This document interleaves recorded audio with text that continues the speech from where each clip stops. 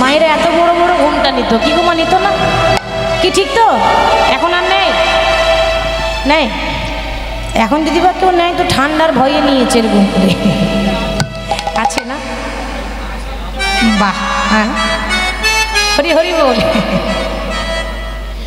হরি বল, হরি বল। এখন আর কেউ ভালোভাবে নেয় না, গ্রামে গঞ্জে নেয়। এবার রাধারানী ঘোমটা নিয়েছে, এটা নিয়ম ছিল আগেকার দিনে, মেয়েরা বড় বড় ঘোমটা নিত। তারপর এটা শুনেছি আগেকার দিনে যারা পুরুষ মানুষ, যারা পুরুষ মানুষ আগেকার দিনে হতো, বাইরের থেকে ঘর ঢুকলে কি করে ঢুকতো?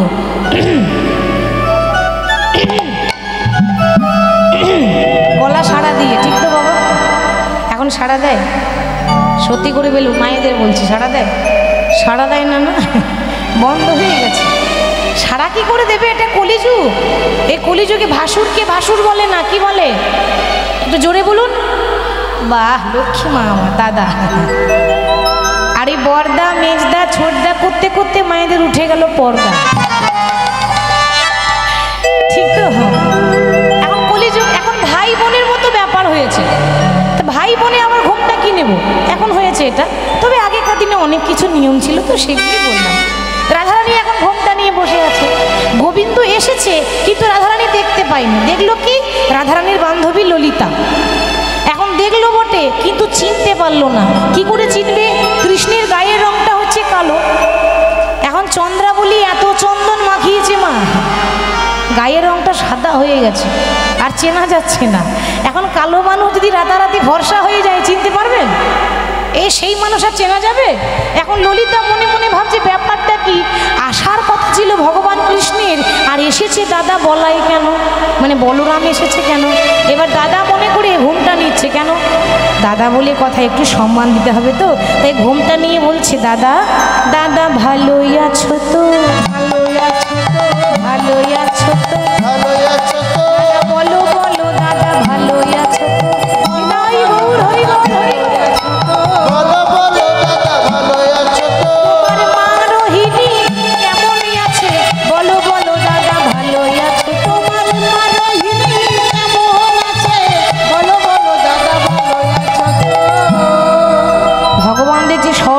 আমি আবার দাদা কবে থেকে হলাম? কি গো, আমি তোমাদের দাদা হয়? বলে কেন? তাহলে কি হও? যে দাদার কথা ভাবছো আমি সেই দাদা নই, সেই দাদারই ছোট ভাই কানাই বলছি। আর যেই না বলেছে কানাই বলছি, ও মা রাধারানী এবার ঘোমটা তুলেছে। আর কি ঘোমটা থাকে গো? আর ঘোমটা তুলে এবার কোমরে কাপড় বেঁধেছে। কি গো মায়েরা, এই দেখবেন আমার মায়েরা কোমরে কাপড় কখন বাঁধে গো?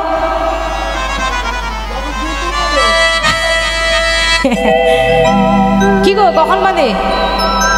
যখন বন্ধুত্ব করে, তাহলে যখন ঝগড়া করে, তাই না, তখন কোমরে কাপড় বাঁধে।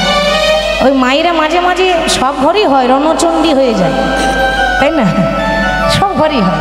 এখন রাধারানী কোমরে কাপড় বেঁধে বলছে, বধূ, মানে মিষ্টি মিষ্টি কথা বলছে, ভেতরে কিন্তু খুব রাগ হয়েছে। ভালো হলো ইয়ারে বধূ আইলে সকালে, ভালো হলো আরে ভালো হলো আরে ভালো হলো আইলে সকালে, আরে ভালো হইল আরে বধূ আইলে সকালে, ভালো হইল আরে বধূ আইলে সকালে, প্রভাতে দেখিল মুখ দিনে যাবে ভালে, প্রভাতে দেখিলাম মুখ দিনে যাবে ভালে, দিনে যাবে ভালে, প্রভাতে দেখিলাম মুখ দিনে যাবে ভালে, দিন তো আমার ভালোই যাবে, দিন তো আমার ভালোই যাবে, দিন তো আমার ভালোই যাবে, দিন তো আমার ভালোই যাবে, আমি প্রভাত কালে মুখ দেখিলাম, দিন তো আমার ভালোই যাবে, প্রভাত কালে মুখ দেখিলাম, দিন তো আমার ভালোই যাবে, প্রভাত কালে মুখ দেখিলাম, দিন তো আমার ভালোই যাবে, প্রভাতে দেখিলাম মুখ দিনে যাবে ভালে, প্রভাতে দেখলাম মুখ দিনে যাবে ভালে। হরি বল। শুধু তাই নয়, বিশাখা বলছে, ওরে ও ললিতা, ওরে ও রাধা, ছি দেখ গোবিন্দকে প্রতিদিন যেমন দেখি আজকে তো তা দেখছি না। কেন রে, আজকে কেমন দেখছিস? আমি যা দেখলাম আজকে গোবিন্দকে, সখী তাকিয়ে দেখ, ওরে আই আই পড়েছে রূপের কাজরে রোয়া ভাই, করতালি দিয়ে আই আই পড়েছে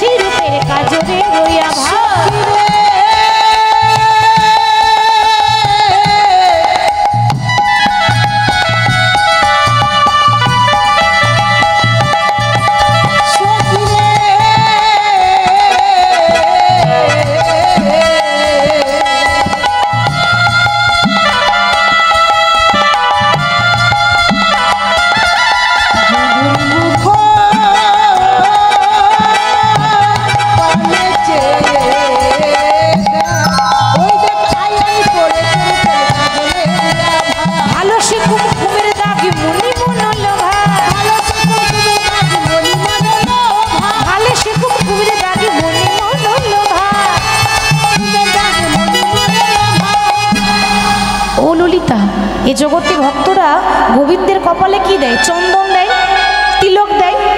কিন্তু গোবিন্দের কপালে দেখুন চন্দনও নেই, তিলক নেই, সিঁদুরের ফোঁটা লেগে আছে। হ্যাঁ, আমার কি মনে হয় জানিস, কালকে রাত্রে নিশ্চয়ই কোনো ভক্ত ভগবানকে সেবা দিয়েছে।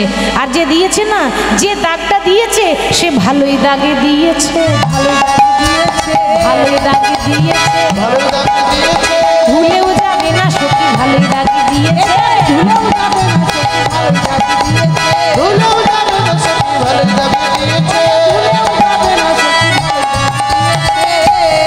ভালোই দাগ দিয়েছে, দাগ ভুলেও যাবে না। শুধু তাই নয় রে, আমার গোবিন্দ প্রতিদিন পীতাম্বর পরে। আজকে পীতাম্বর নয়, আজকে নীলাম্বর, নীল শাড়ি। হ্যাঁ, সে দেখ এমন শোভা গোবিন্দের, নীল পাটের শাড়ি কোচারো বলে, নীল পাটের শাড়ি কোচারো বলে, নীল পাটের শাড়ি কোচারো বলে, নীল পাটের শাড়ি কোচারো বলে। আমার কি মনে হয় জানিস, কোন রমণীর রমণ হইয়া বলছিলে রজনী, কোন রমণীর রমণ হইয়া বলছিলে রজনী, আসবো বলে এলে না, আসবো বলে এলে না, আসবো বলে এলে না, আসবো বলে এলে না, সারা রাতি কোথায় ছিলে, আসবো বলে এলে না, সারা রাতি কোথায় ছিলে, আসবো বলে এলে না, সারা রাতি কোথায় ছিলে, আসবো বলে এলে না, কোন রমণীর রমণ হইয়া বলছিলে রজনী, গোবিন্দ তোমার কপালে চন্দন নাই, আজকে সিঁদুরের ফোঁটা কেন? ভগবান দেখছে সর্বনাশ, সকালবেলায় আয়নাটা দেখে এলে ভালো হতো। এখন কি হবে?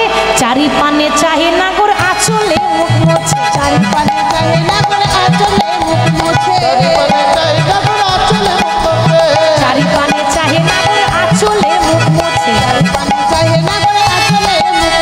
দ্বিজ চণ্ডী দাস বলে ধুইলে না ঘোছে, বলি দ্বিজ চণ্ডী দাস এলা ধুইলে না ঘোছে। পদকর্তা চণ্ডীদাস বলছেন যে ভগবানকে ভক্ত যেভাবে দাগ দিয়েছে, সুন্দরভাবে কুমকুম দিয়েছে, এই দাগ ধুলেও তো যাবে না, ধুলেও তো যাবে না, জন্মের মতো দাগ দিয়েছে, ধুলেও তো যাবে না, জন্মের মতো দাগ দিয়েছে, ধুলেও তো যাবে না, জন্মের মতো দাগ দিয়েছে, ধুলেও তো যাবে না, জন্মের মতো দাগ দিয়েছে, হরি বল।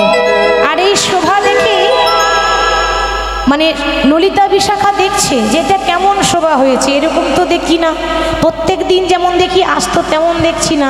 আর কথা শুনে গোবিন্দের মাথা নত হয়েছে, মাথা নত মানে লজ্জায় পড়ে গেছে, আর কোনো উত্তর দিতে পারছে না। যখন কোনো উত্তর দিতে পারছে না, মাথা নিচু করে দাঁড়িয়ে আছে। ওদিকে চন্দ্রাবলীর ঘুম ভেঙে গেছে, সকাল হয়ে গেছে। চন্দ্রাবলী মনে মনে ভাবছে, একজন সখীকে পাঠিয়েছে, নাম হলো পদ্মা। পদ্মাকে বলছে, ওরে ও পদ্মা, তুই আমার একটা কাজ করে দিবি, বল না সই কি কাজ করতে হবে? তুই এখন রাধারানীর কুঞ্জে যা, গিয়ে যখনই দেখবি রাধা গোবিন্দ মুখোমুখি বসে আছে, তুই গিয়ে আগুন জ্বেলে দিবি। ওমা আগুন জানেন তো, দেশলাইটির আগুন নয়, এখানে আগুন মানে লাগান ভাজান করা, আমাদের গ্রাম বাংলায় বলে। আর লাগান ভাজান মানে কি গো? ঝগড়া লাগানো, তাই না? তা ভালো করে আগুন লাগাবি, আগুন এমনভাবে লাগাবি, আগুন লাগবে রাধার ঘরে, আগুনের তাপ আসবে আমার ঘর পর্যন্ত। পদ্মাবতী বলছে, চিন্তা করিস না, আমি আগুন লাগাতে ভালো পারি, এই যাব আর আসবো। গিয়ে এখন গোবিন্দ রাধারানী যেই না মুখোমুখি বসে আছে, অমনি পদ্মা বলছে, কি গো ও গোবিন্দ, ভগবান বুঝে নিয়েছে আগুন লাগাতেই এসেছে। সব তো জানা ভগবানের, আগে থেকেই জানি। কি ব্যাপার, কি মনে করে সকালবেলা? দরকার না থাকলে কেউ কারোর বাড়ি যায় নাকি, এমনি এমনি এসেছি? বলি কালকে রাত্রে মনে পড়ে না, আর একবার মনে পড়িয়ে দেব। ভগবান দেখছে সর্বনাশ, একেই তো মেয়েদের পেটে কথা থাকে না, এ যদি বলে দেয় তাহলে বিপদ হবে। কথাটা এমন কিছু না, কিন্তু গোবিন্দ যে চন্দ্রাবলীর কুঞ্জে গিয়ে ভক্তের কাছে সেবা নিয়েছেন, এই মুহূর্তে এটা তিনি বলতে চাইছেন না, হয়তো পরে বলবেন রাধারানীকে। এই মুহূর্তে ভাবছেন বলাটা ঠিক হবে না, তাই তিনি গোপনে রাখতে চাইছেন। কিন্তু পদ্মাবতী গিয়ে বলছে, গোবিন্দ কালকে রাত্রে ওই যে আমাদের চন্দ্রাবলীর সখী কুঞ্জে গিয়েছিলে, তা তুমি যখন আলতা পরাচ্ছিলে, আহারে কত যত্ন করে পরিয়ে দিলে। তা পরাবার সময় দুটো পায়ে সোনার নুপুর পড়েছিল। এখন দুটো নুপুরই তুমি খুলে রাখলে, তারপর আলতাটা পরালে। এখন একটা নুপুর খুঁজে পেয়েছি, আর একটা নুপুর খুঁজে পেলাম না। তা কোথায় রেখেছো বলে দাও, আমি চলে যাব। কাজ হয়ে গেছে। যার বুকে আগুন লাগা তার বুকে আগুন লেগে গেছে বাবা।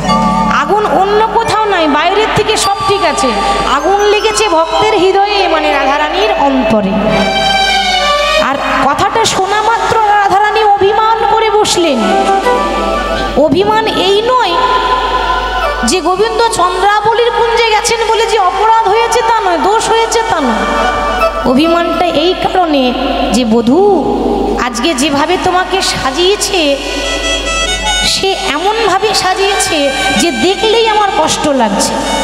চন্দন মাখাবার সময় চন্দ্রাবলীর হাতের কাছের চুড়ি, যখন সে ভক্তিতে ডুবে গিয়ে চন্দন মাখিয়েছিল, যতবার চন্দন মাখিয়েছে ততবার ভাঙা চুড়ি ছেঁড়া ছেঁড়া দাগ হয়ে গেছে। হরি বল। মানে চন্দন মাখাবার সময় চুড়ি কিন্তু কারণবশত ভেঙেছিল, এবার চন্দন মাখাতে মাখাতে সে চুড়ির দাগ লেগেছে। ভক্তিতে ডুবে গিয়ে, কিন্তু অন্যভাবে নয়।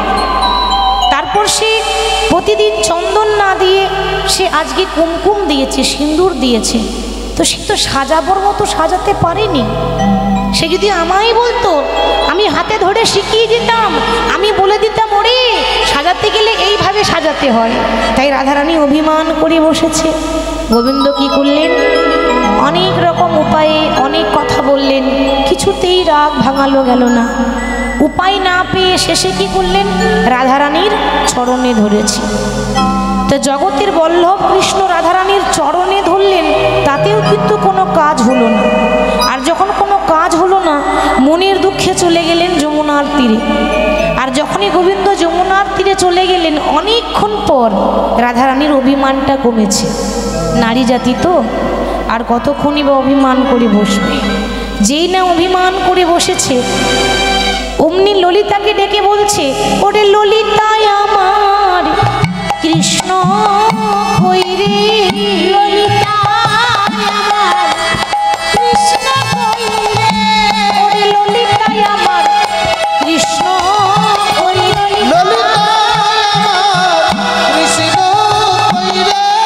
আমার কৃষ্ণ এনে দেখাইয়ে দে রে, ললিতায় আমার কৃষ্ণ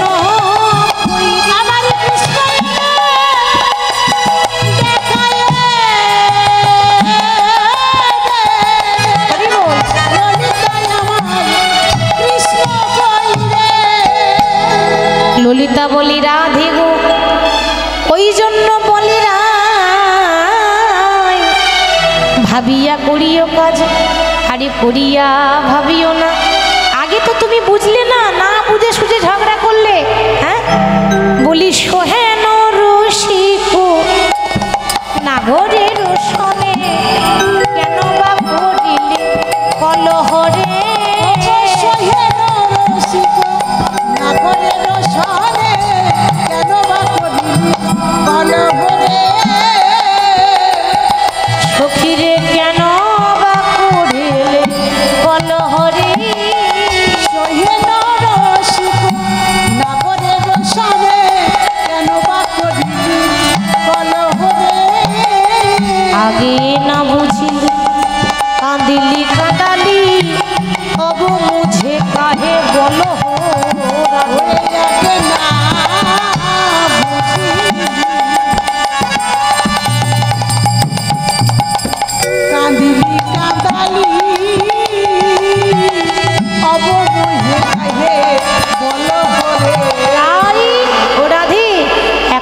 কাঁদিলে কৃষ্ণ কোথায় পাবি, কাঁদিলে কৃষ্ণ আই গৌর হরি বল, কাঁদিলে কৃষ্ণ কোথায় পাবি, ধনী অভিমানে রতন আড়াইয়ে দিলি, কাঁদিলে কৃষ্ণ কোথায় পাবি,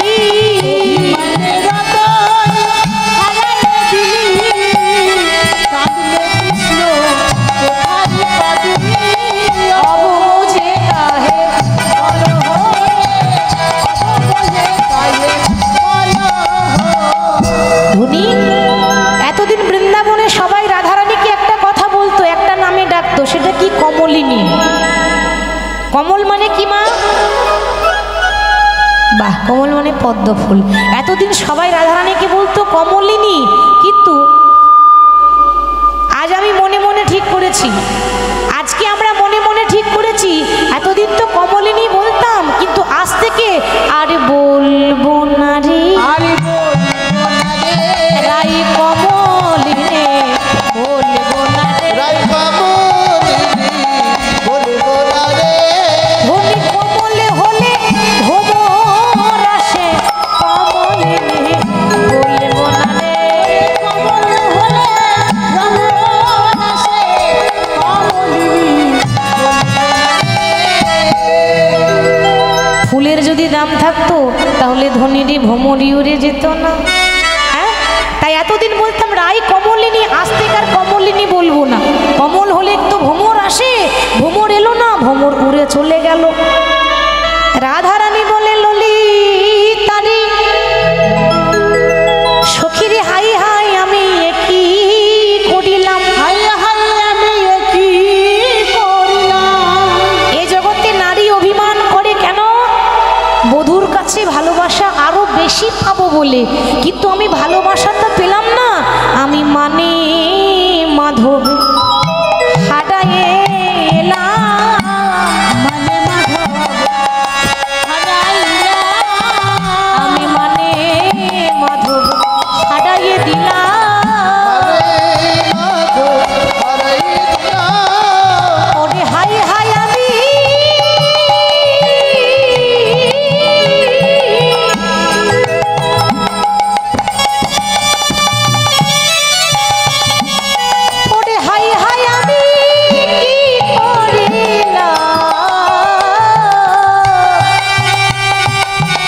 মানে মাধব হারাইয়ে দিলাম, হাই হাই আমি করিলাম, মানে মাধব হারাইলাম। ধ্বনি পিরিতি মানে পিরিতি, প্রেম, শুদ্ধ প্রেম, ভালোবাসা। ভালোবেসে যদি আমার গোবিন্দকে ধরে রাখতে নাই বা পারবি, তাহলে ভালোবেসেছিলিস কেন?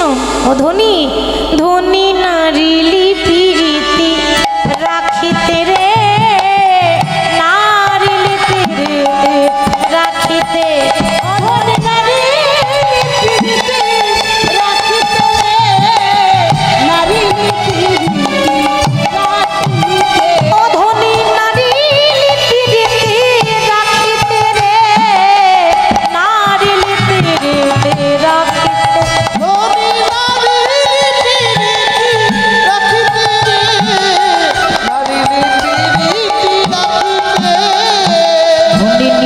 প্রতিদিন তোরা কলহ করিবি, নারী মোরা সাধিতে রে, প্রতিদিন কলহ করিবি, নারী মোরা সাধিতে রে, তোরা নীতি প্রতিদিন কলহ করিবি, নারী মোরা সাধিতে রে, প্রতিদিন কলহ করিবি, নারী মোরা। তোরা নীতি প্রতিদিন কলহ করবি, বলি আমরা সাধিতে পারিব না, আমরাও সাধিতে পারিব না।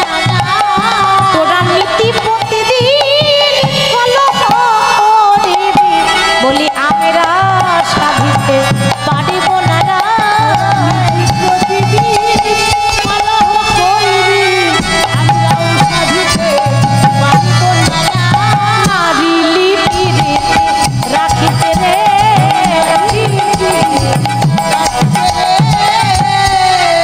ধনী নারিলি পিরিতি রাখিতে।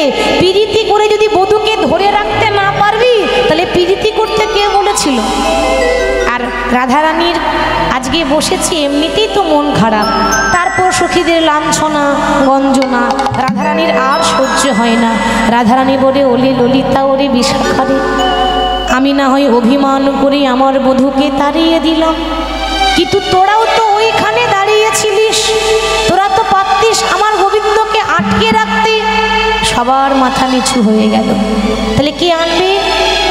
একজন সখী পেরিয়ে যাচ্ছে, বৃন্দা সখী মানে তুলসী, তাকে আমরা বলি বৃন্দা। বৃন্দাকে যেই না ডেকেছে, বৃন্দা বলছে রাই তুই চিন্তা করিস না, ওরে আমি তো আছি, আমি তো আছি। হ্যাঁ ওরে প্রেমিকারি গর মোরা যত সখী গো,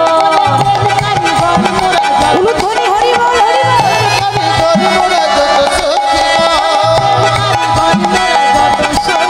আমরা ভাঙিলে গড়িতে জানি ফিরিতি রত,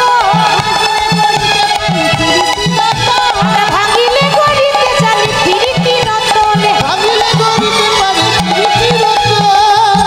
ললিতা এই যে আমাদেরকে দেখছিস না, আমরা প্রেমের কারিগর, ভাঙি গড়ি নিরন্তর প্রেমের কারিগর,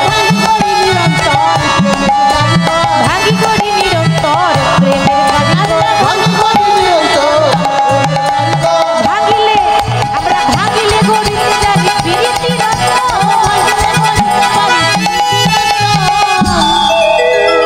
ওরে চিন্তা করিস না, নারী জাতি যদি একটু ধৈর্য ধরে, তা যেরকম গেছে সেরকমই আসবে। হ্যাঁ ওরে এত চিন্তা কিসের? দুনি শো কাহা যাওব আপহিয়া,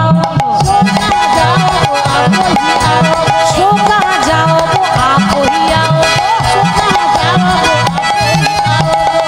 ধৈর্য ধর, আমি তোকে কথা দিলাম, বলি যাক না কেন কোথায় যাবে, যাক না কেন কোথায় যাবে, আপনি আপনি ঘুরে আসবে, যাক না কেন কোথায় যাবে, আপনি আপনি ঘুরে আসবে, যাক না কেন কোথায় যাবে। যত দূরে যাবে যাক, আপনা আপনি ঘুরে আসবে, তুই একটু ধৈর্য ধর।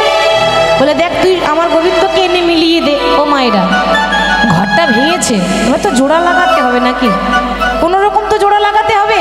তাই বৃন্দা সখী যাচ্ছে গোবিন্দকে খুঁজতে, খুঁজতে খুঁজতে খুঁজতে খুঁজতে দেখছে যমুনার তীরে কৃষ্ণ গড়াগড়ি দিচ্ছে।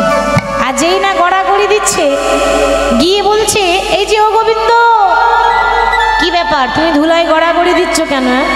গোবিন্দ বলছে বৃন্দা তুমি তো রাধারানীর সব থেকে প্রিয় সখী, বলেলাম না গো, এখন কিছু একটা উপায় বলে দাও। দেখো উপায় একটা আছে। কি উপায়? না তুমি একটা উপায় করো। বলি শোনো হে নাগর সাজো যোগী বর, রায় মিলাইবে যদি আ। শোনো হে নাগর সাজো যোগী বর, রায় মিলাইবে যদি। তোমায় সাজতে হবে, তোমায় সাজতে হবে, তোমায় সাজতে হবে, সাজতে হবে, বেশ বদল করে সাজতে হবে, বেশ বদল করে সাজতে হবে। এ সাজে হবে না, যোগী বর সাজো। যোগী? আমি অনেক সাজ সেজেছি, বৃন্দাবনে রাধারানীর জন্য নৌকার মাঝি হয়েছি, তাই না? গোবিন্দ বলছেন নৌকার মাঝি হয়েছি, করেছি লীলা নৌকা বিলাস। আমি আমার রায়ধনির জন্য দান ঘাটে দানি হয়েছি, আর কত সাজবো, কত সাজ করেছি। বলে না না, ও সাজ পেরিয়ে গেছে, আর ও সাজে নয়, এবার নতুন সাজ। বলে নতুন সাজ কেন? তুমি যোগী বর সাজো। যোগী কাকে বলে মা? এই বিশ্ব ব্রহ্মাণ্ডে যোগীদের যোগীবর, মুনিদের মুনিবর একজনই আছে, সে কে? हर हर बम बम কৈলাসপতি की जय, हर हर बम बम কৈলাসপতি की जय बोम बोले। এই বিশ্ব ব্রহ্মাণ্ডে যোগীদের যোগী হচ্ছে শিব। তুমি যদি শিব ঠাকুরের আরাধনা করো দেখবে কিছু একটা উপায় হবে। কিন্তু বাবা ভোলানাথের পুজো করতে গেলে কম করে এখন গঙ্গা জল, বেলপত্র মানে বেলপাতা দরকার। এখন গোবিন্দের কাছে বেলপাতাও নেই আর গঙ্গা জলও নেই, কি করবে? ওই গঙ্গা জল তো ছিল না, গোবিন্দ শিবলিঙ্গ বানিয়ে যমুনার জল নিয়েছে। গঙ্গা জল নেই তো, আস্তে, গঙ্গা জল নেই তো যমুনার জল নিয়েছে। আর বেলপাতা ছিল না, ওই জলের মধ্যে যে শ্যাওলা, শ্যাওলা থাকে না মা জলের মধ্যে, আমরা বলি দল, অনেকে বলে শ্যাওলা, অনেকে ভালো ভাষায় বলে দল। তো এই যমুনার জল আর ওই শ্যাওলা মানে দল দিচ্ছে শিবলিঙ্গে। কেমন ভাবে আমার গোবিন্দ দিচ্ছে কেমন করে, আজ জলে দেয় আর দলে দেয়, জলে দেয় আর দলে দেয়, ওম নমঃ শিবায় বলে জলে দেয় আর দলে দেয়, ওম নমঃ শিবায় বলে জলে দেয় আর দলে দেয়। আর এমন ভাবে শ্যাওলা জল দিয়েছে সোজা বাবা শিবের মাথায় গিয়ে পড়েছে। মা দুর্গা বলছে কি গো স্বামী, এ আবার কেমন পুজোরি, পুজো দিতে জানে না নাকি?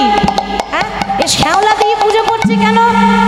ভোলানাথ বলছে পার্বতী আজকে যে পুজো করেছে না, সে পুজো নিতে জানে কিন্তু দিতে জানে না।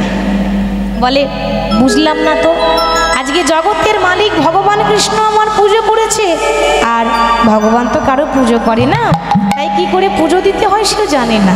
কিন্তু কেন? ভগবান তো নিজেই সব কিছু করতে পারে গো, তা তোমার পুজো কেন করলো? কি আর বলবো দুঃখের কথা, তার মানিনি করেছে মান, পারে নাই ভাঙাতে, মানিনি করেছে মান, পারে নাই ভাঙাতে, আরে মানিনি করেছে মান, পারে নাই ভাঙাতে, হৃদয় গৌর হরি হরি হরি হরি, মানিনি করেছে মান, পারে নাই ভাঙাতে, তাই তো ডেকেছে স্বামী যোগী বর্ষা যাতে,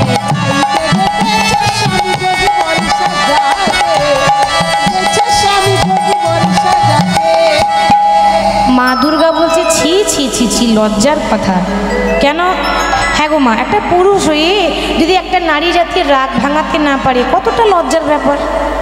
ভোলানাথ বলছে ও পার্বতী শুধু রাগ ভাঙায়নি গো, আরো অনেক কিছু করেছে। আর কি করেছে? কি আর করবে, শেষে উপায় না পেয়ে চরণে ধরিয়া হরি কতই না সেধেছে, চরণে ধরিয়া হরি কতই না সেধেছে, তবু তো পারেনি রাধার মানে ভাঙাইতে, তবু তো পারেনি রাধার মানে ভাঙাইতে, তাই আমাকে ডেকেছে, আমাকে যেতে হবে। মা পার্বতী বলছে ছি ছি ছি ছি ছি, একটা পুরুষ হয়ে একটা নারী জাতির পায়ে ধরলো, তার মানে আমি ঠিক আছি, আমার মতো সতী নারী আর কেহ না। আর যেই নিয়ে এমন কথা বলছে, ভোলানাথ বলছে ও পার্বতী বেশি বড়াই করো না। কেন? তুমি যেদিন মা কালী হয়ে আমার বুকে পা দিয়েছিলে, কি গো মনে পড়ে? একটা কথা বলবো, পদ দেওয়ার চেয়ে ধরাই ভালো, পদ দেওয়ার চেয়ে ধরাই ভালো, শোনো শোনো ইয়ে পার্বতী, দেওয়ার চেয়ে ধরাই ভালো,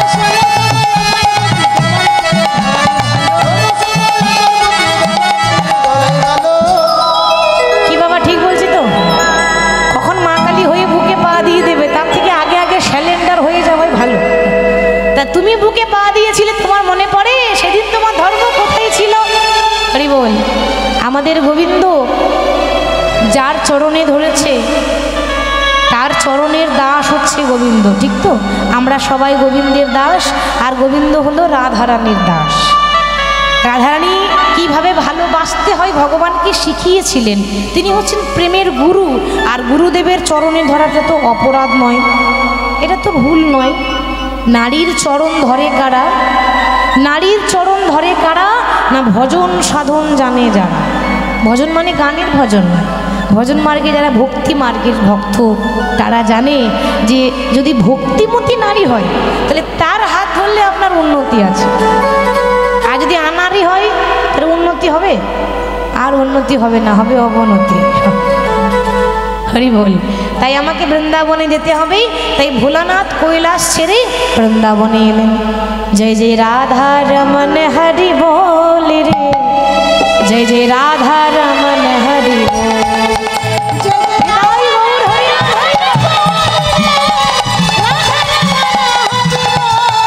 जय राधा रमन हरि बोले, जय राधा रमन हरि बोले, जय राधा रमन हरि बोल रे, राधा रमन हरि बोल, हरि बोल हरि बोल हरि बोल रे, हरि बोल हरि बोल हरि बोल, हरि बोल हरि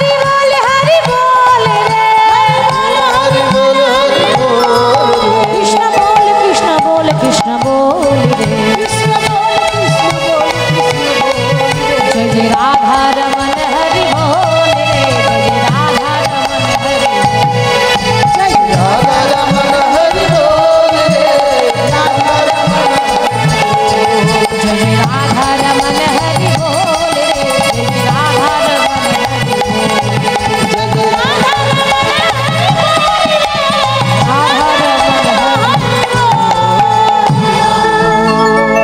ভোলানাথ বৃন্দাবনে এসে বলছে মাধব তুমি যে আমার পূজা করলে বলো প্রভু আমি তোমার কি সেবা করতে পারি। গোবিন্দ বললেন ভোলানাথ তুমি আমাকে যোগী সাজিয়ে দাও। যোগী মানে সাধু, সাধু সাজিয়েছে, চূড়াটা খুলে দিয়ে মাথায় জটা বেঁধে দিয়েছে। হরি বল, চূড়াটা খুলে মাথায় জটা বেঁধে দিয়েছে। ভগবানের গায়ের রংটা কালো তো তাই ঢাকাবার জন্য গোটা গায়ে সর্বঙ্গে ছাই ভস্য মাখিয়ে দিয়েছে।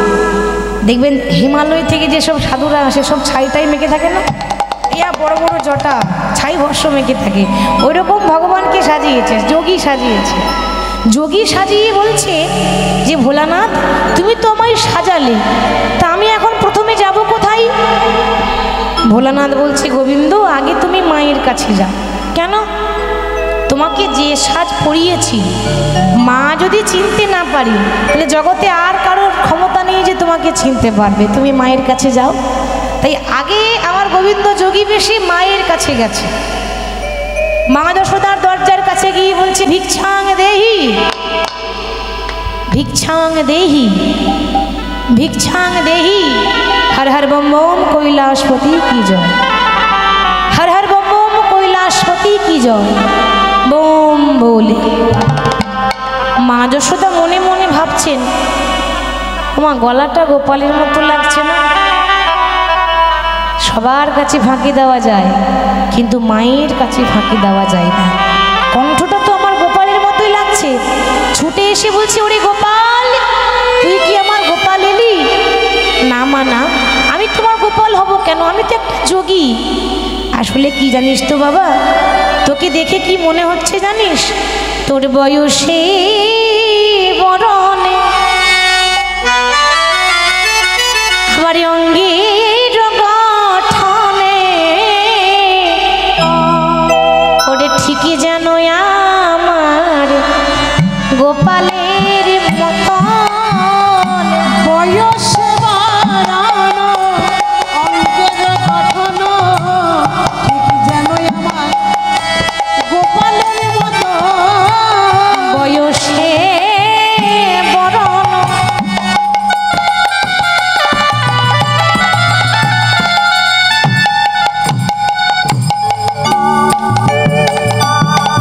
অঙ্গের গঠন আবার ঠিকই যেন আমার গোপালের মতো। বয়সে বাড়ানো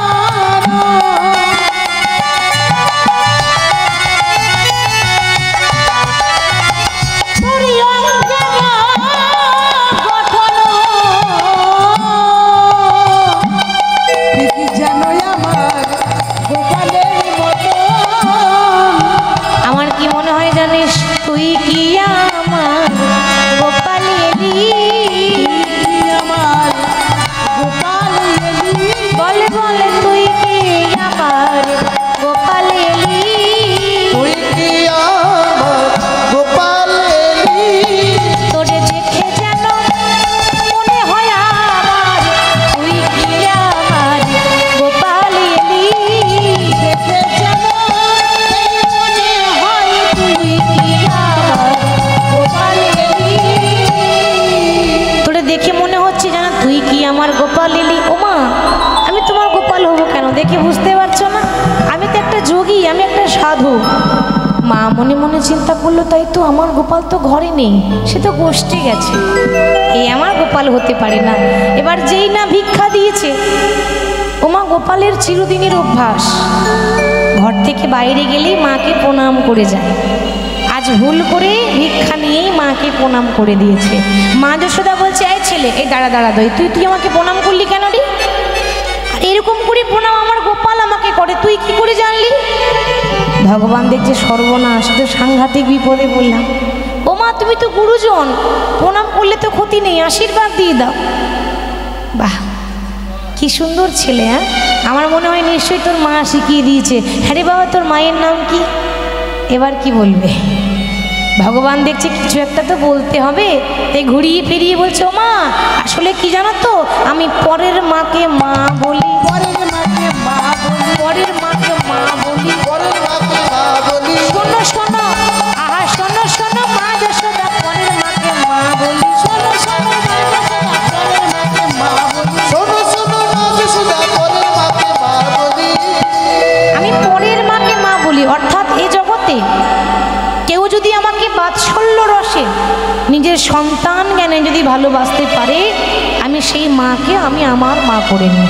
আর তাছাড়া গোপালকে মানে গোবিন্দকে যিনি জন্ম দিয়েছেন তিনি তো কংসের কারাগারে, মা দেবকী, আর লালন পালন করে বড় করেছেন মা যশোদা। কিন্তু মা গো, জন্ম দেওয়া মায়ের থেকে যিনি লালন পালন করে বড় করেন সে মায়ের মায়া বেশি হয়, তাই না? সেই মায়ের মায়া মমতাটা বেশি হয়। তাই প্রণাম যখন করে দিয়েছি, ক্ষতি কি আছে? গুরুজনকে প্রণাম করলে ক্ষতি হয়? হয় ক্ষতি?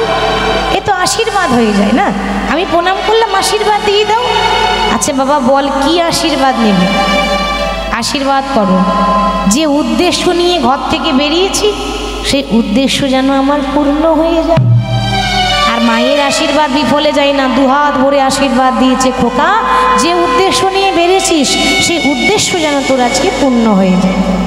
তাই মায়ের আশীর্বাদ নিয়ে চলে যাচ্ছে কোথায়? যেখানে রাধারানীর শ্বশুর বাড়ি, যেখানে রাধারানীর শ্বশুর বাড়ি যাবট গ্রাম, সেখানে যখন যাচ্ছেন, সেখানে গিয়ে রাধারানীর শ্বশুর বাড়িতে গিয়ে ভিক্ষার আঁচল পেতে দাঁড়িয়েছে। ও মা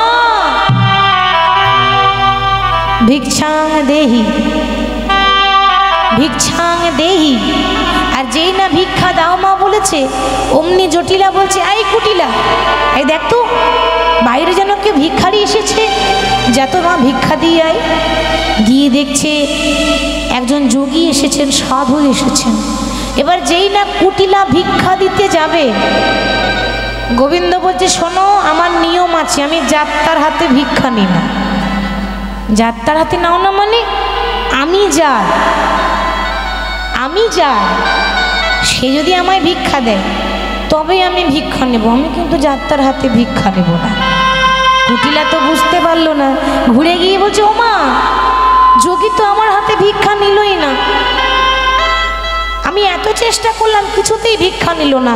জটিলা বলছে, দেখলি তো, ওই জন্য তো তোর নাম রেখেছি কুটিলা। না, কুটিলা নাম কাদের হয় মা?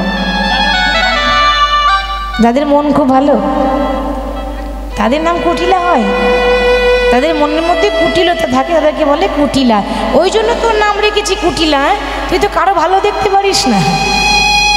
এই কুটিলার অনেক গুণ আছে। কুটিলার কতগুলো গুণ জানেন? প্রথম গুণ বলি, এই কুটিলা সে যে ছাঁকনি করে জলে আনতে পারে, ছাঁকনি করে জল আনতে পারে, ছাঁকনি করে জলে আনতে পারে। ছাঁকনি করে জল আনতে পারে। পারবেন? ছাঁকনি করে জল আনতে পারবেন? জল পড়ে যাবে না? দেখেছেন কুটিলা? হ্যাঁ, কুটিলার ওই রকম গুণ আছে। কুটিলা এমন মেয়ে যে ছাঁকনি করে জল আনতে পারে। আর কি পারে? সে কাঁচা ঘাস গুণ ধরাতে পারে, বাঁশে ঘুম ধরাতে পারে, কাঁচা বাসে গুণ ধরাতে পারে। সে তো কাঁচা বাঁশে ঘুম ধরাতে পারে। কাঁচা বাসে হুন ধরিয়ে দেয়। আর কি করে?